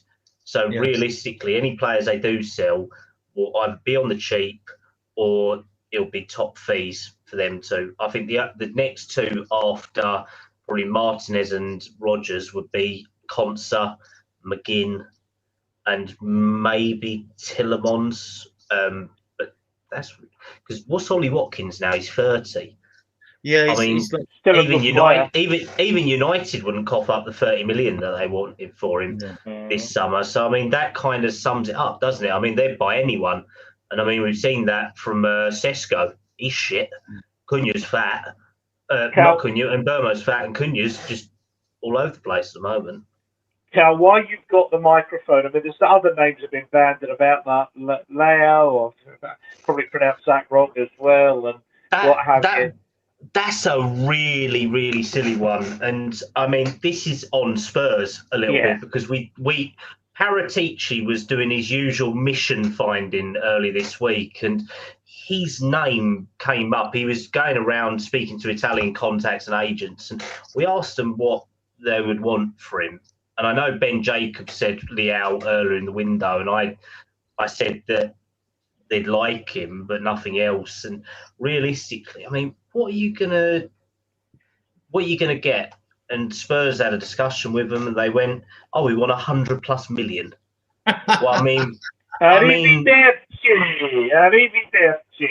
yeah, literally, that was one of them where, and like AB's just said in the chat as well, Leao doesn't want to leave Milan. It's just Milan have no Champions League this year, that they're cash strapped as well. I mean, most of the Italian league is cash strapped, apart from, it seems, Juventus, because they're probably going to get done for a corruption probe again in 2 years. They're coming up with weird deals. But realistically, Leao for 100 to 120 million. I mean, we sold Kane for 100, and that was in instalments. I mean, Leao is nowhere near the player Kane is he? And he's saying this. So I realistically think that I don't see Leao happening. And if I know a few outlets have posted while we've been online saying that a few updates could be coming, but Leao just doesn't seem like a Spurs player. No. In all honesty, no, he doesn't great. fit it, and he's going to want to play as probably first choice every single week, and probably want to be a striker as well at times. And I mean, his end product is probably worse than Lookman, to be honest. I mean, if you go on stats, Lookman's the best one out of all three of them in terms of finishing ability. But I just don't see Leao being realistic. And it's such a risk, 100 to 120 million pound player. I mean, we've been haggling for 70 million for Savinho, 80 million for Rodgers over that. So, I mean, if anyone thinks that we're going to go for Leao, I mean, everyone asked Tom what he'd been smoking earlier. I mean, fuck me, what have you lot been smoking, to be honest, as well, if you want to be really pedantic on it. But, I mean, I know all of us have dream transfers, and we all talk in our group chats, and we go through and we have a debate on it. But I don't even think you'd have a debate on this one, would you? You'd just say it's unrealistic. Okay. Let's get you back then to what is realistic. I'm going to move on to the defenders in a minute, and then we'll plug tomorrow's show, and then we'll call it a night, Cal. But who of those three? I'm putting to you. Those are the three most likely, unless there's a rabbit coming from a hat. Who do you think's most likely to be a Spurs player tomorrow night? There is one more name in there who we could say has been discussed, and that's Lee Kang from PSG as well. Yeah. And that one would definitely be a loan. If we were to go for that one, it'd be a... And in all honesty, I don't see him being much better than Tel Rodebert, to be honest. His stats aren't that great for PSG. Yeah, he scored a banger against us, but everyone who seems to score a goal against Spurs is either a tap-in or a banger. Let's put it that way. But that's going to be one that I think probably blocks halfways, if anything, whereas we've got enough young wingers. We need something proven, or someone who is old enough or experienced enough at that age, and I don't see him doing it. I'll just see Noosa in the chat as well. That's probably a non-starter. I don't think Leipzig will sell again. All right, so I'll throw another name in there, Tom. Florian Pettenberg just tweeted. I mean, I've got my phone here picking up everything that's coming in. Despite agreement between Juventus and Randa Colomwani, a transfer will not go through for now. Paris Saint-Germain, is that all right? Paris Saint-Germain temporarily withdrawn from negotiations with Juventus, confirmed one to watch on deadline day, and that's from Sky Sports Deutschland. Any thoughts on that? Is he one that we could rabbit out of a hat signing? Well, I mean, we obviously wanted to sign him last January, but that was for an Ange system. I think he's a good player. Absolutely, he's a good player. He is a left winger, but he's more of a left forward than he is a left winger in terms of he's more getting in the box and scoring goals and stuff like that. I mean, just it's difficult because, to be honest, I'd be happy with any of the options we kind of mentioned, and I'm not massively sold on Lee Kang-in, but like Lookman, Rodgers, Liao, I'd actually like Liao, or Moani. I'd be happy with any of those. There is slight differences between them all. Like I said, Moani's much more of a striker in terms of playing from the left, so he's much more of a finisher. Like, he can pick up the ball and run with it, but he's not a passer, he's not a creator as such, whereas Lookman can kind of do a bit of both. But actually Morgan Rodgers is probably the most all-round player out of all of them in terms of being able to create and score. I know we were talking about Liao's output, but he's actually got one of the highest goals and assists amounts across all players through the top 5 leagues for the last 3 seasons. So his output's actually a lot better than what people maybe give it credit for. I think in the last 3 seasons, he's contributed to something like 87, 90 goals. So it's not bad for, 3-4 seasons to get that sort of output. I think the problem with Liao is that he flatters to deceive. Like, you think he should be an absolute world beater, and he'll do something absolutely mental, and then he'll drop an absolute clanger at the same time. He's definitely a player that, again, can go missing from games. So it's whether or not you want that. And also, he's not as young as what you perceive him to be. I think he's like 26, 27. So he's also quite old. And yeah, we're perceiving him that he's thing. But for me, Morgan Rodgers would be my number one. Then I'd probably say Lookman. Then I'd probably go Liao. Then I'd go Moani. That would be my preference order for that. It seems strange that we would have Lookman at the lodge if he's actually there, or have Lookman just basically, if you can just hold on for us, just wait there, just in case we don't get the player we actually want. Yeah, that doesn't make sense that just to me. seems illogical. Well, you never know. We could have given him Sky Sports on one channel. We could have given him some certain adult channels to keep him occupied for the evening. Maybe that would go down well. Yeah. I don't know Jimmy Hotspur in the chat. Jimmy, just read Paqueta. We did have talked about this before, but Paqueta, I don't think he was ever coming to us, particularly after we signed Xavi Simons. But when he scored his goal for West Ham today, I did this earlier, but he went to the West Ham supporters, holding his telephone, shook his head, threw the telephone away, and kissed the badge, which was a pretty good indication. I'm not waiting on any phone calls, and I'm staying. So Paqueta is out. We're going to move on to defenders, Cal. Of those 3, maybe there's a surprise one, but of those 3, I'm going to say they're the most likely. Which one or ones do you think will end up at Tottenham tomorrow? And don't say none of them, because otherwise I'm going to go mad. Yeah, I was going to say, I think I'll cause a meltdown with everyone if I said there none. will be a meltdown. My gut's telling me probably Lookman, based on the sort of how the deal could be achieved. It's like Adrian said, it's one of these big deals. Unless you cough up major money, it doesn't sort of do it. So my gut feeling is Lookman, but bigger things or weirder things have happened. So these things could happen, and we never know. We could wake up to a here we go for Paqueta to Aston Villa. We could have Rodgers to City, Savinho to Spurs. It could all sort of fall into place. So I'll never poo-poo anything, but I think from my own feelings, and this is personally my opinion, not from anything club-wise, I would say Lookman, to be honest. Okay. Just quickly around the panel before we talk about defenders, because that seems to be another area we're looking to bring one in on. Would everybody be happy? Adrian, Tom, Kev? I certainly would be if Lookman was our business. I'd love one of the others, but if Lookman was our business with his end product that I was bemoaning earlier in the show, I would be delighted with that. Yeah, he scores goals. He scores goals.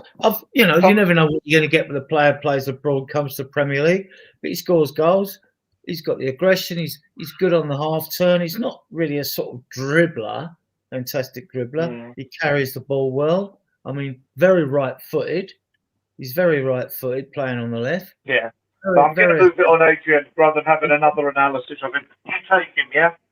Yeah. Tom? Oh yeah, absolutely. I mean, not an analysis, but my ideal scenario would be Morgan Rogers to Aston Villa with Brennan Johnson going to Aston Villa, and we sign Lookman as well. So get Rogers and Lookman and send Johnson to Villa. Does Never your had an wife, analyst on.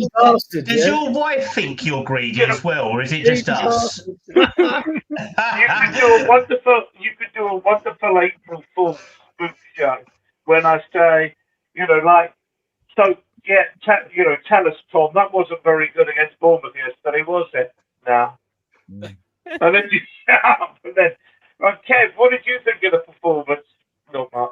Leave that out anyway. It was rubbish. Right, It'd be the shortest pod in history, wouldn't it? Let's talk about defenders. I must say, I quite like that Brennan Johnson, and we get Lookman and Rogers. That would be. I'll be opening champagne live on air tomorrow if I do that. Let's look at where we are defenders. There's common ground that we're looking to bring in another central defender. Cal, you said Scalvini was the dream target. That's gone very quiet. But the word on the street is that Frank likes Akanji. I've got to say, if we're looking for a left-sided player that can play left back, left centre half in a 3 or 4 or a 5, Aki's from Central Casting, but he doesn't appear to be our favourite. So, can you give us the latest, Cal?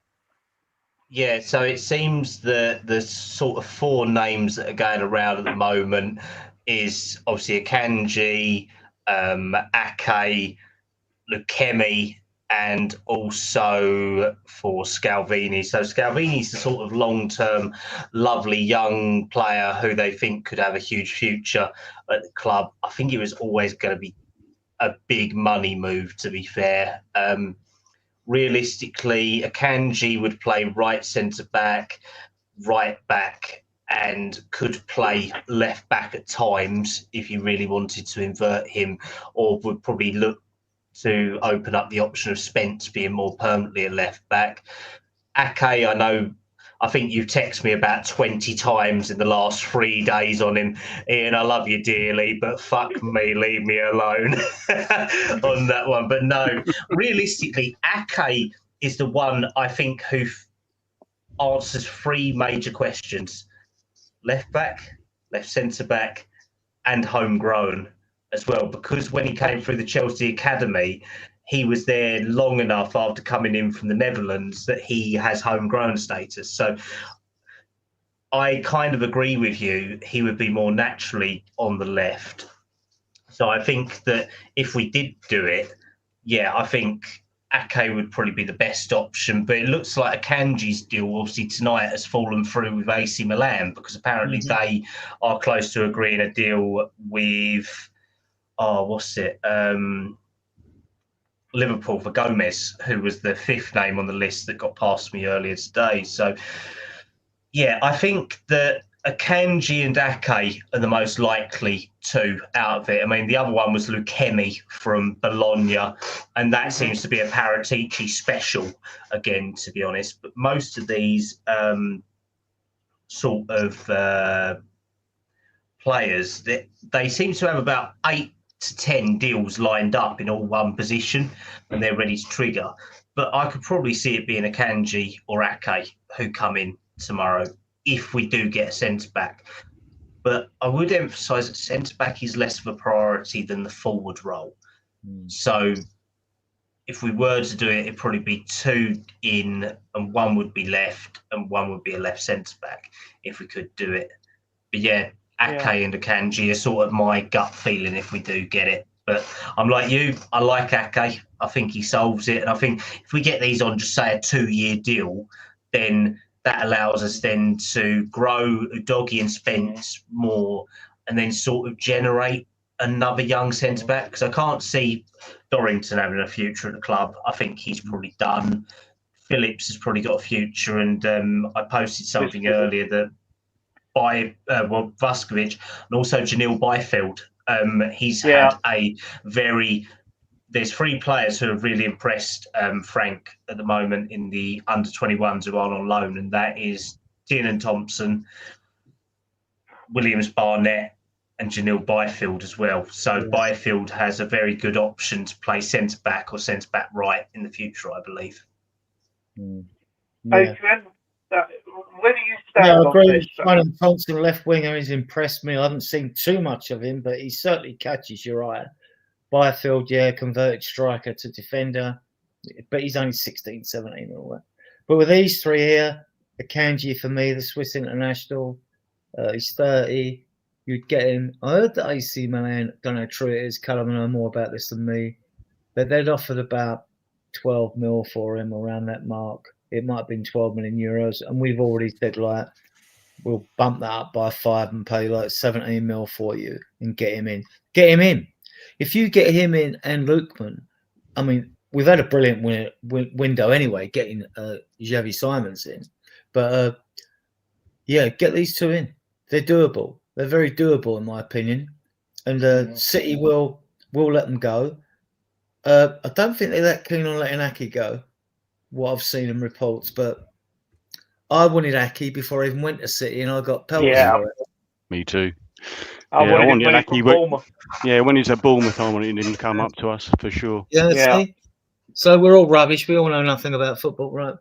Yeah.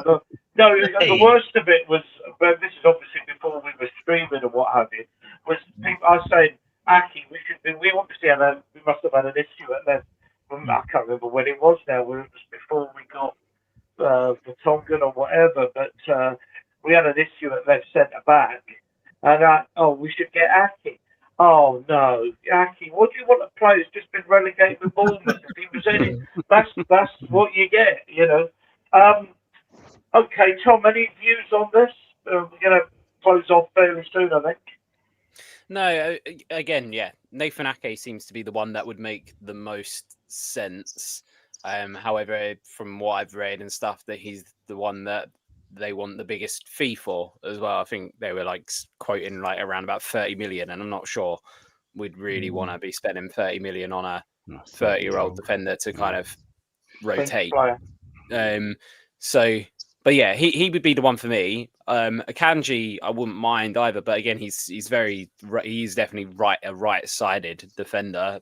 He has played right back. In fact, I was reading a few Man City fans saying that actually their best games they ever saw him really play for them was whenever he played right back. So that kind of helps a little bit if Jed Spence is going to be a left back, and then you've got a bit of cover for Porro in that respect.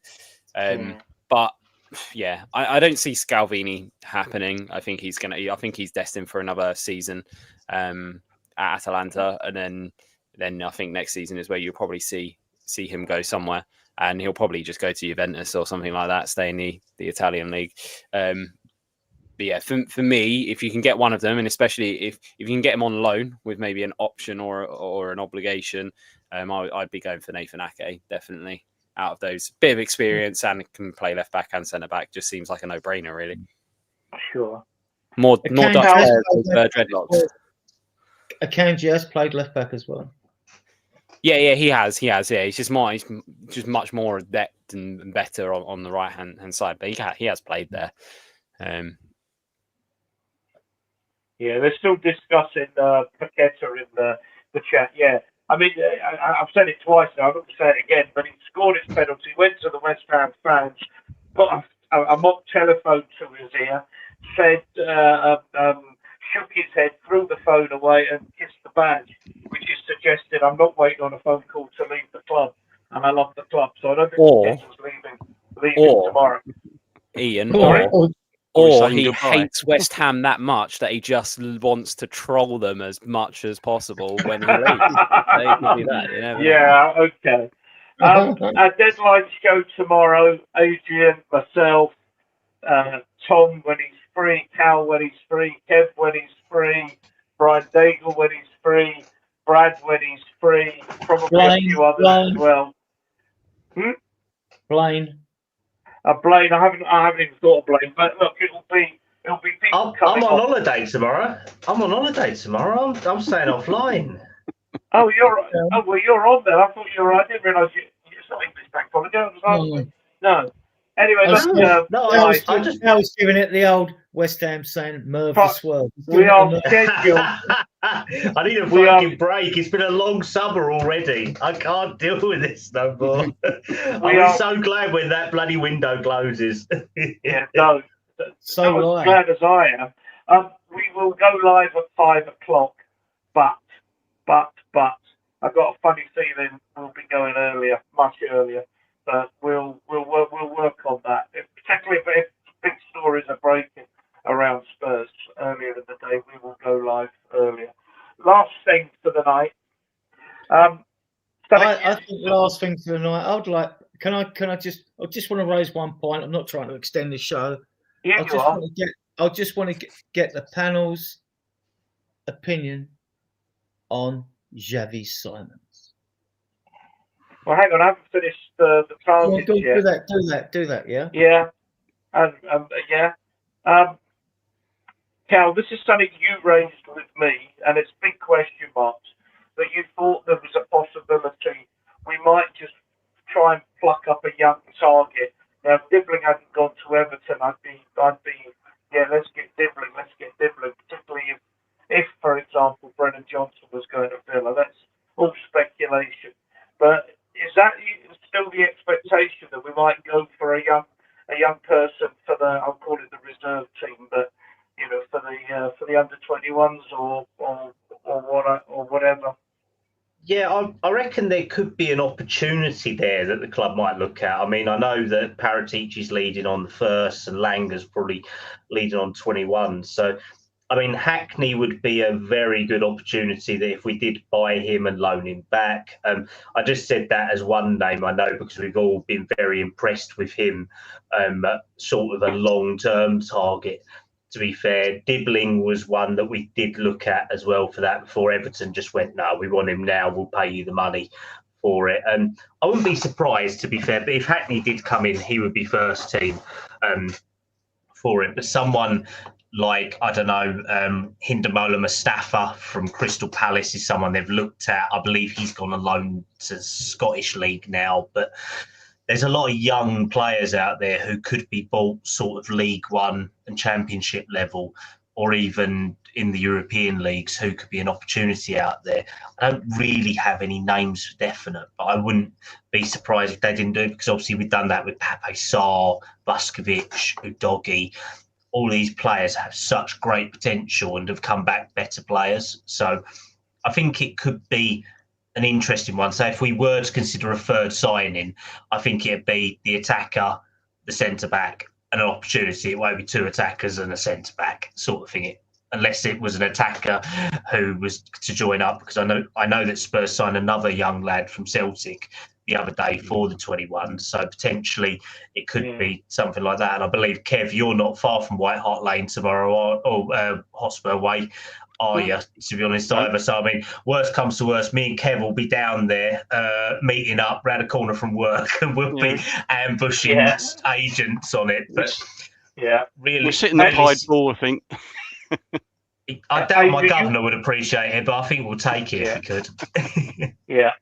It's going to be a long day tomorrow, and it's 1 o'clock here, so I do want to I'm going to do some work as well before we come back on air. But you, Adrian, you wanted to ask people's views of Xavi Simons. Yeah, what do you think of the signing, guys, and how much have you seen of him? Tom, you go first. Yeah, I mean, what a signing! I mean, fair play for actually getting it done.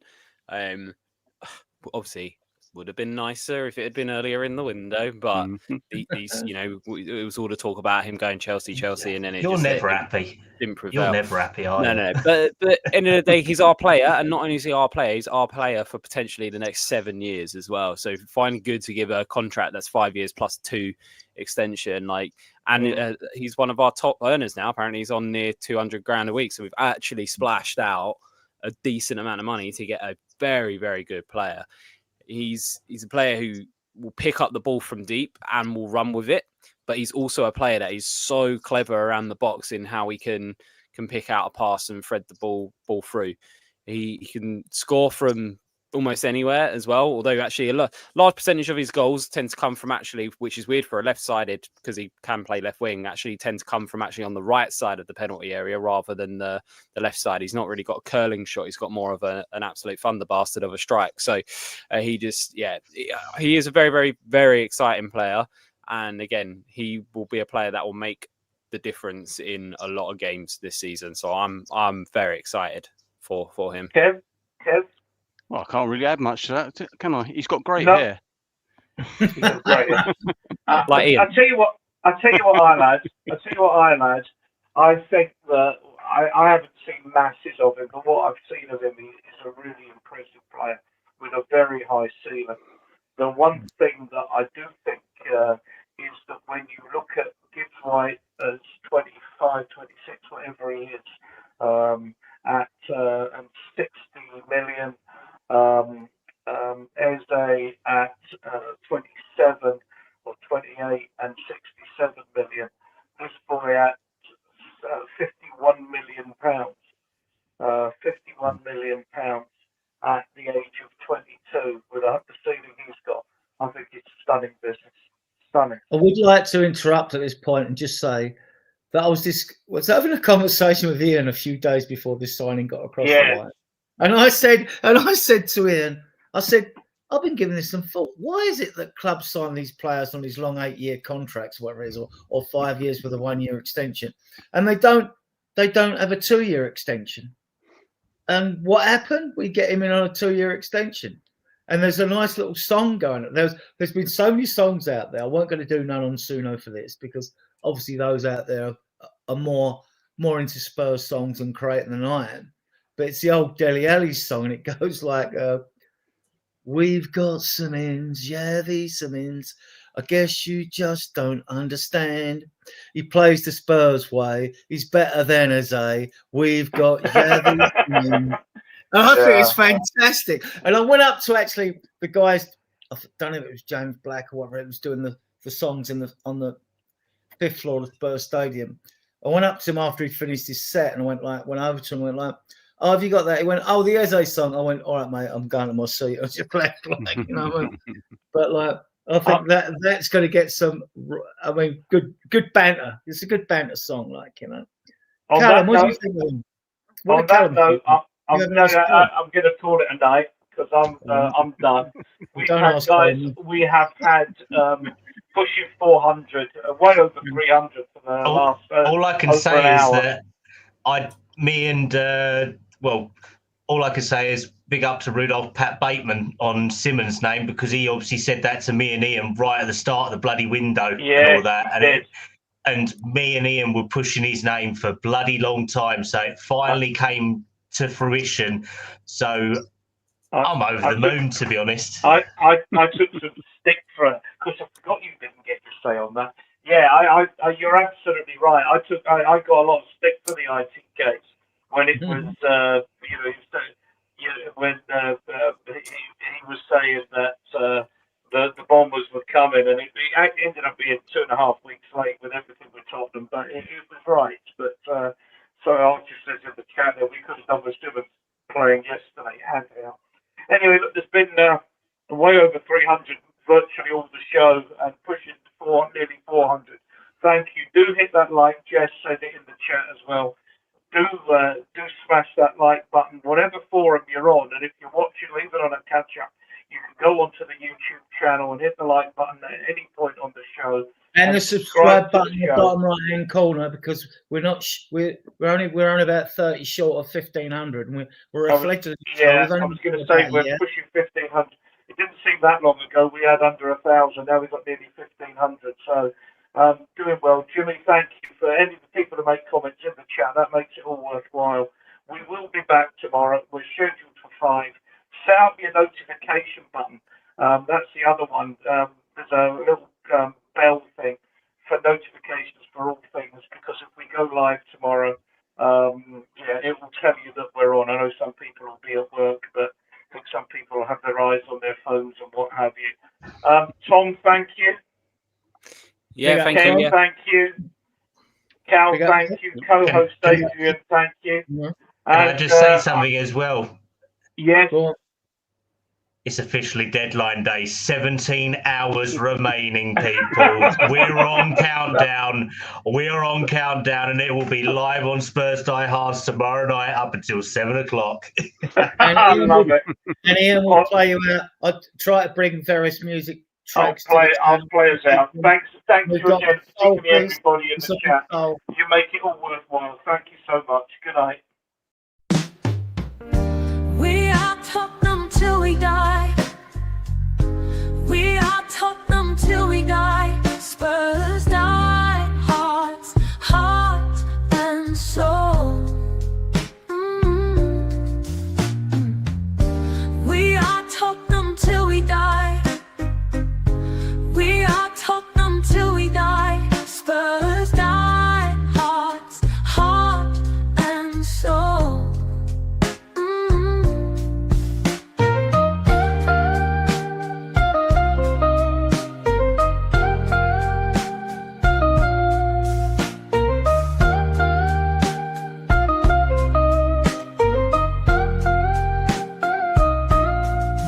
We are Tottenham till we die. We are Tottenham till we die. Spurs die, hearts, heart and soul. Lily white and navy blue.